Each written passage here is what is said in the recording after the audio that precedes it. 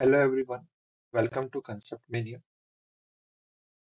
We are going to start with a new series on मन stack development और ये जो सीरीज है ये completely bilingual होने वाली है हिंदी और इंग्लिश में। इस सीरीज में हम मन को completely कवर करेंगे by making a e-commerce website। उससे पहले समझते हैं कि मन है क्या। तो बेसिकली मन एक JavaScript based stack है which we use to make a website, basically a complete website from including the front end and back end part। तो अगर आपको सिर्फ जावास्क्रिप्ट आती है तो आप एक फुल स्टैक डेवलपर बन सकते हैं by learning 4 frameworks: MongoDB, Express.js, React Native, Node.js। तो React Native बेसिकली लाइब्रेरी है जावास्क्रिप्ट बेस्ड जिसे हम यूज करते हैं to make the user interface और the front part of the website. Backend के लिए हम यूज करने वाले Express.js, Node.js। Express.js बेसिकली एक फ्रेमवर्क है और सर्वर साइड एक सर्वर को सेटअप करने के लिए और एपीआई को मैनेज करने के लिए। और Node.js जो है एक रन टाइम इन्वायरमेंट है जहाँ पर आप जावास्क्रिप्ट कोड लिख सकते हैं और उसको एग्जीक्यूट कर सकते हैं outside your traditional web browser. तो ये आपको अलाउ करता है कि आप अपने लोकल इन्वायरमेंट पे सेपरेट जावास्क्रिप्ट कोड लिखें और उसको एग्जीक्यूट कर सकें। MongoDB इज बेसिकली एक डाटाबेस है। MongoDB एक नो एसक्यूएल डाटाबेस है, यानी कि इसमें जो डाटा स्टोर होता है या तो वो ग्राफ या फिर जेसन लाइक फॉर्मेट में यूज होता है। जेसन मतलब एक की वैल्यू पेयर में सारा डाटा स्टोर होता है। It is not like the SQL base database जिसमें टेबल बनती है और रो और कॉलम में सारा डाटा डिफाइन होता है।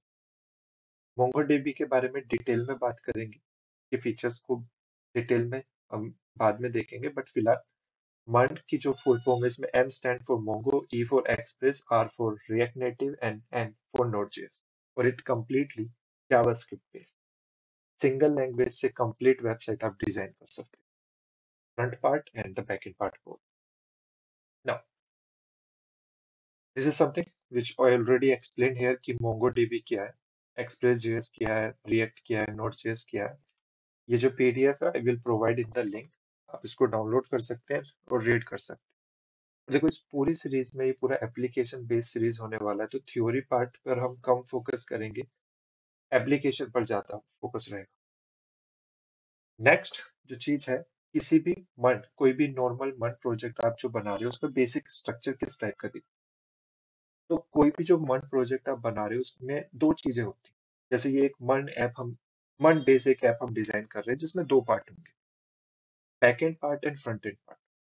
बैक एंड पार्ट वाले फोल्डर के अंदर भी मल्टीपल फोल्डर होंगे, जैसे for config, controller, models, route, middleware, server dot JS, package dot JSON. और सिमिलरली फ्रंट एंड पार्ट में भी डिफरेंट फोल्डर होंगे, जो कि पब्लिक, एसआरसी के अंदर भी component, pages, app dot JS और index dot JS. Remember, it's just a basic structure. कुछ कंपोनेंट ज्यादा भी हो सकते हैं, कम भी हो सकते हैं, we will see later, but इतना तो बेसिक स्ट्रक्चर होगा ही किसी भी मन बेस्ड प्रोजेक्ट। अब हर फ़ोल्डर का एक स्पेसिफ़िक टास्क है, वो हम जैसे-जैसे फ़ोल्डर हम क्रिएट करेंगे ई-कॉमर्स वेबसाइट को डिज़ाइन करते हुए, वहाँ पे उस चीज़ को हम कवर करेंगे, ठीक है? यहाँ पे मैं क्विक समरी दे देता हूँ आपको कि क्या है। बेसिकली कॉन्फ़िग फ़ाइल में हम डेटाबेस कनेक्शन अपना डिफ़ाइन करते हैं। कंट्रोलर्स में हम एपीआई के लॉजिक डिफ़ाइन करते हैं कि एक पर्टिकुलर रूट पे अगर कोई रिक्वेस्ट आई है, तो हमें किस तरह से रिस्पॉन्ड करना है। मॉडल्स में हम डाटाबेस का स्कीमा डिफाइन करते हैं कि मान लो मुझे एक डाटाबेस बनाना है यूजर इन्फॉर्मेशन के लिए, तो मुझे उसका यूजर नेम, ईमेल, पासवर्ड और फोन नंबर सेव करना, तो उसका डाटाबेस का जो स्कीमा, जो स्ट्रक्चर है वो हम मॉडल्स में डिफाइन करते हैं। रूट्स के अंदर हम रूट डिफाइन करते हैं एपीआई को एक्सेस करने का।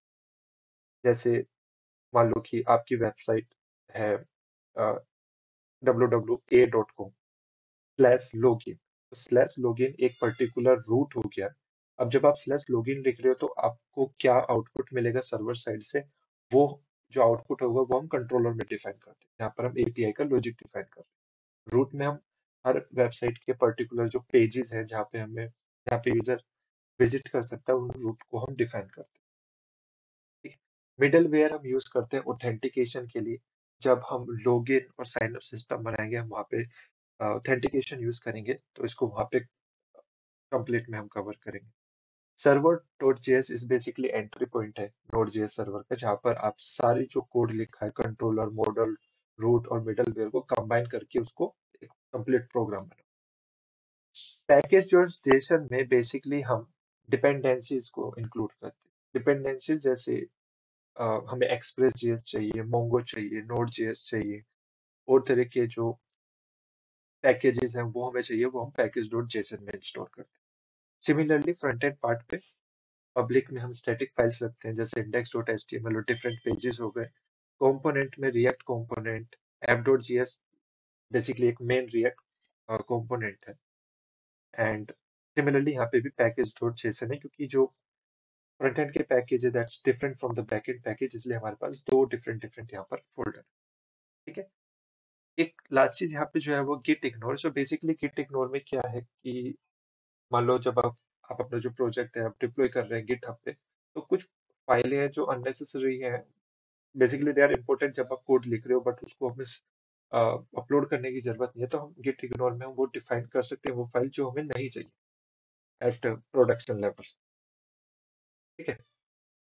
अब ये तो हुआ इंट्रोडक्शन टू द मन, और मन का जो बेसिक प्रोजेक्ट स्ट्रक्चर है। अब कुछ टूल हमें चाहिए टू स्टार्ट मन प्रोजेक्ट डेवलपमेंट। उन टूल के बारे में समझते हैं, और you have to install this tools in your system. उसके अंदर जो पहला टूल है वो है विजुअल स्टूडियो। विजुअल स्टूडियो एक आईडीई है जहाँ पर आप अपना कोड राइट कर सकते हैं। किसी भी लैंग्वेज में यहाँ पे कोड आप राइट कर सकते हैं। तो मैं यहाँ पे पूरे कोर्स में विजुअल स्टूडियो यूज करने वाला हूँ। डिफरेंट तरह के आईडी और आईडी भी है, आप उन्हें यूज कर सकते हो, बट मैं प्रेफर करूंगा कि आप विजुअल स्टूडियो यूज करें, ठीक है। मैक पे काम कर रहे हो तो मैक के लिए आप डाउनलोड कर सकते हो, विंडोज पे कर रहे हो तो विंडोज के लिए डाउनलोड कर सकते हो। नेक्स्ट है गिट। नेक्स्ट जो चीज आपको डाउनलोड करनी है वो है गिट। तो बेसिकली विजुअल स्टूडियो में हम अपना ट्रेडिशनल टर्मिनल यूज नहीं करेंगे, उसके बदले हम गिट टर्मिनल यूज करेंगे, ताकि जो हमारे कोड में जो चेंजेस हो रहे हैं उनको हम ट्रैक कर सकें एफिशिएंटली। बेसिकली गिट इम्पोर्टेंट है अपने कोड में जो चेंजेस हो रहे हैं उनको ट्रैक करने के लिए। देखिए किसी प्रोजेक्ट पे मल्टीपल लोग काम करते हैं, किसी ने कोई अननेसेसरी चेंज किया जिस वजह से प्रोजेक्ट वर्क नहीं कर रहा है, तो उस चेंज को डिटेक्ट करने के लिए कि वो चेंज कब हुआ और क्या चेंज हुआ और क्या न्यू चेंज आया है उसमें, तो वो सबका वो ट्रैक रखता है गिट, ठीक है। उसके बाद हम आते हैं मोंगोडीबी। मोंगोडीबी बेसिकली पूरा डाटाबेस है, इसको आप ऑनलाइन और ऑफलाइन दोनों तरीके से यूज कर सकते हैं। यहाँ पे मैं मोंगोडीबी की डिटेल में नहीं जा रहा हूँ। मोंगोडीबी जब हम सेटअप करेंगे, उसका स्कीमा हम डिफाइन करेंगे, तब उसको डिटेल में हम कवर करेंगे।